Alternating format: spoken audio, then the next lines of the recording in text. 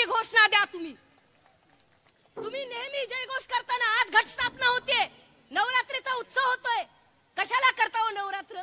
तुम्हाला आई बहिणींची किंमत नाही, आई बहिणीचा इज्जत नाही, कशाची नवरात्र करता तुम्ही?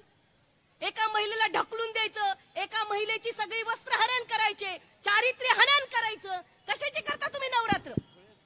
सवाल आहे माझा त्या गोपीचंद पडळकरला, माणिकचंदला, त्या तू आमदार हो, उद्या भविष्यात मंत्री हो, आणि तुझी ती ट्रोलर गँग मला फोन करत होते, काय बोलू नका बघा. असे खूप आडवे करून पुढे जाणारी मुलगी आहे मी. आमचा इतिहास आहे. टोपे साहेब, आव्हाड साहेब, अटके पार झेंड्याचा अटक हे अफगाणिस्तान मध्ये आहे, आणि त्या अटक किल्ल्यावरती आमच्या मल्हारा होळकरांनी झेडा फडकावलाय, त्यामुळे आम्ही घाबरणारे नाहीत. आज जी टीका माननीय जयंत पाटील साहेबांवरती झाली आहे त्याचा निषेध तर मी करतेच, परंतु त्याचं उत्तर सुद्धा आम्ही द्यायला आलेलो आहे.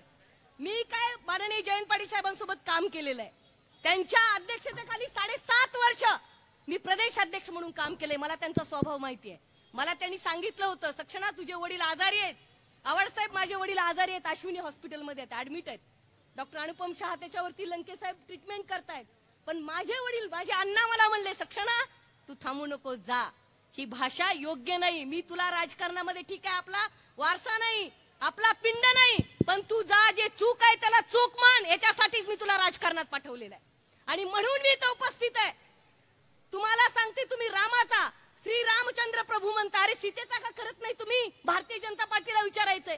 म्हणून संतांनी म्हणलंय, राम म्हणू राम नाही, नाही सीतेच्या तोलाचा, राम म्हणू राम नाही, नाही सीतेच्या तोलाचा, सीता माई हिरकणी, राम हलक्या दिलाचा. अरे कोणी सांगितलं म्हणून काही बोलणारा, हकलून देणारा,